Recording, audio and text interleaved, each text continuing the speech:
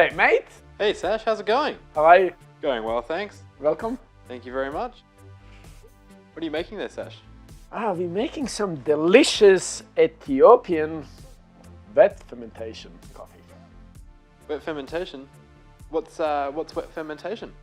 So wet fermentation it's actually wash process coffee. So as we've discussed last time, we pulp the seeds. We have we pulp the cherry. We have two seeds inside, and then we place these coffees in the containers. Normally in East Africa, these containers would be made of concrete. Coffee is fermented outside, and in some more advanced farms, they would put tiles above the concrete just to make sure coffee is clean. And then once we place the coffees in there, then we fill it up with the water. So it's pretty simple. So I guess the quality of the water plays a big role within the fermentation process then? Absolutely.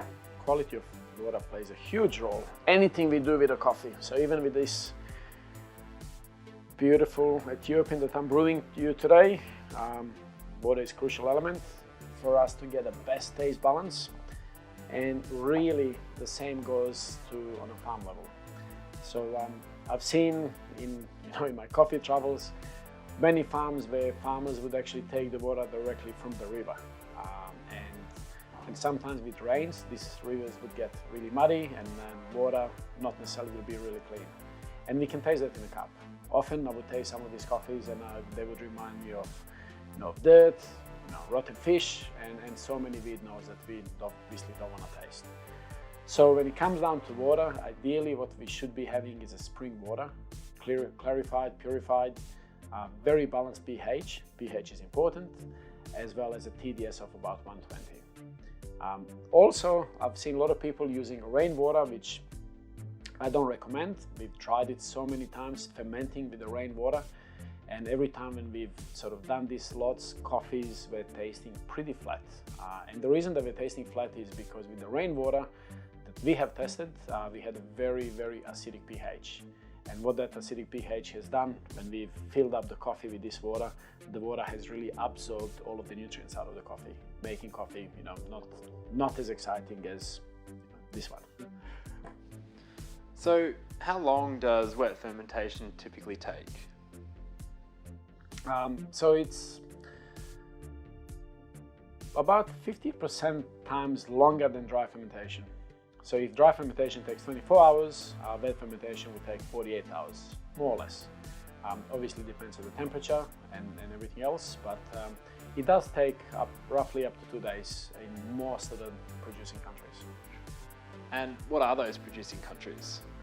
So yeah, wet fermentation is really popular in a lot of East African countries.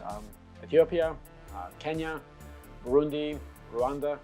It is used in the other countries as well, but not commonly. Possibly, very innovative producers would sort of do this process in different countries as well. But if we go to these East African countries, we will actually see this is a very common use technique to do wash process coffees. Do you have a favorite wet fermentation coffee? I mean, I love this Ethiopian. Normally when we drink Ethiopian coffees with wet fermentation, we're looking for terroir as well as varietal to speak up. With Ethiopians, we're always looking for these beautiful florals, orange notes, really nice, elegant tea-like qualities. My favorite one, I must say, it's probably Kenyan, because love complexity of Kenyan coffees. All of the SLs, they taste great in our wet fermentation because Kenya has that amazing terroir and varietal that gives us this beautiful acidity, as well as a blackcurrant and a really complex flavor characters. So when we wet ferment these coffees, that acidity highlights and shines to another level, and these blackcurrant notes are very, very obvious with this process. But I might say that there's also extension of wet fermentation.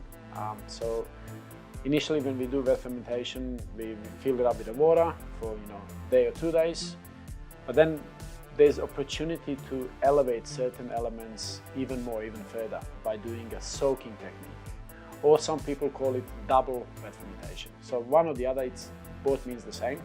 So what this is after we ferment the coffee in the first stage, we drain the pool with the water, and then coffees are going to channels. And then in these channels we rinse the coffees.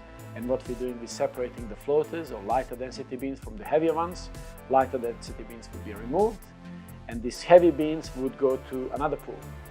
And in that another pool, coffee is again surrounded and filled up with the water, and it stays there for another 24 hours. Now the reason that's done is to emphasize on that acidity or accentuate it to another level to make sure that coffee is extra clean, and as well as these flavors are a lot more distinct. So that's yeah, another little add-on. Awesome. So when are we going to go talk about the demucilage process? So we're going to talk about the demucilage process next time when you see me. So hopefully next week. Looking forward having that discussion. But for now, I'm gonna continue enjoying this Ethiopian bed fermentation process coffees. Cheers, everyone.